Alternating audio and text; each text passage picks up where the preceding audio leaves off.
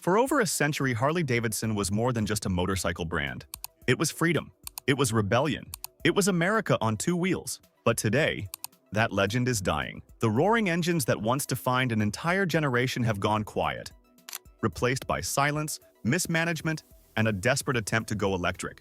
This is the story of how Harley-Davidson lost its way and how their revolutionary electric bike, LiveWire, turned into one of the biggest flops in modern motorcycle history.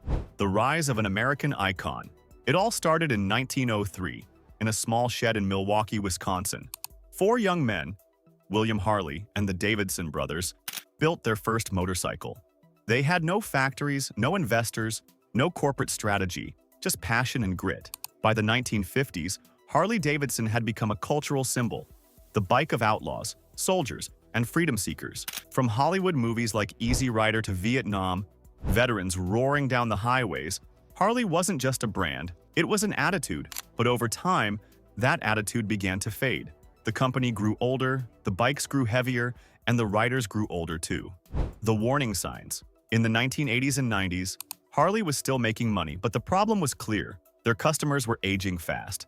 Younger riders weren't interested in $25,000 chrome monsters that weighed over 800 pounds. They wanted speed, technology, and affordability. Things Harley didn't care much about. Then came foreign competition. Brands like Yamaha, Kawasaki, and Honda started flooding the market with cheaper, faster, and more reliable bikes. Harley's response? They doubled down on nostalgia, selling the idea of being a rebel rather than innovating. It worked for a while, until it didn't. The financial collapse.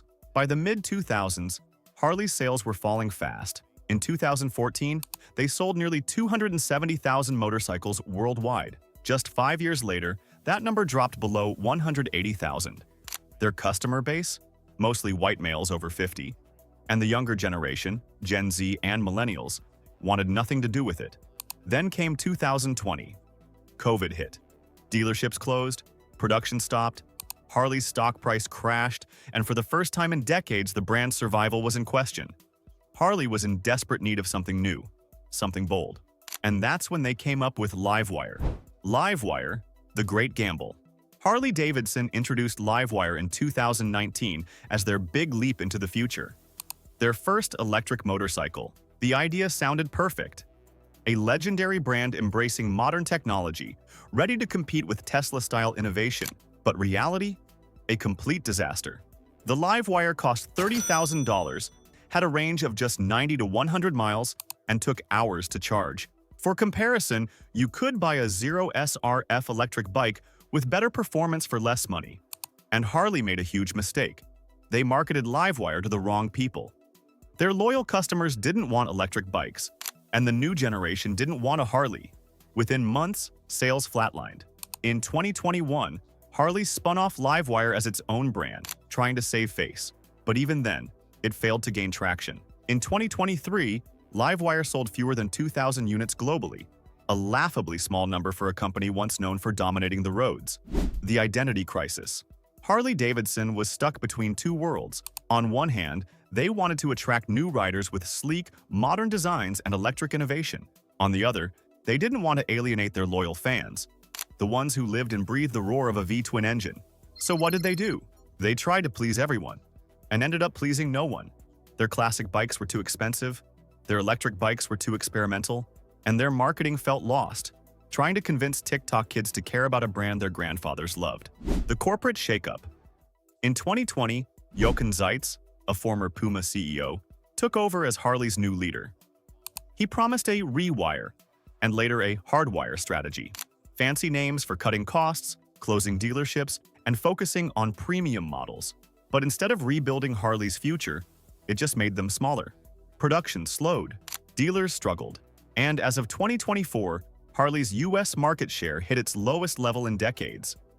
Now, in 2025, the new CEO, Arthur "Artie" Starrs, is trying again, talking about reconnecting with riders, improving affordability, and saving Harley's identity.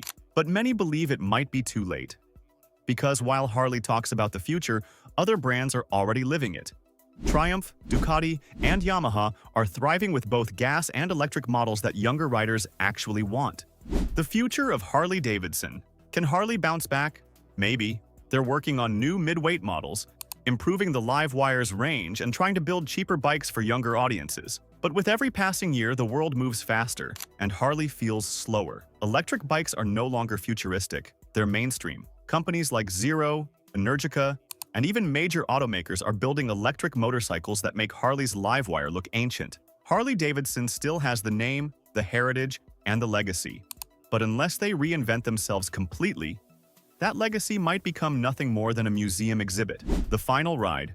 Harley-Davidson was once the heartbeat of American motorcycling, a brand that made people feel alive. But somewhere along the way, they forgot that staying alive means adapting. They chased nostalgia instead of innovation. They built luxury instead of accessibility. And they launched an electric revolution no one asked for. LiveWire could have been their rebirth. Instead, it became their warning. So, what do you think? Is Harley-Davidson doomed?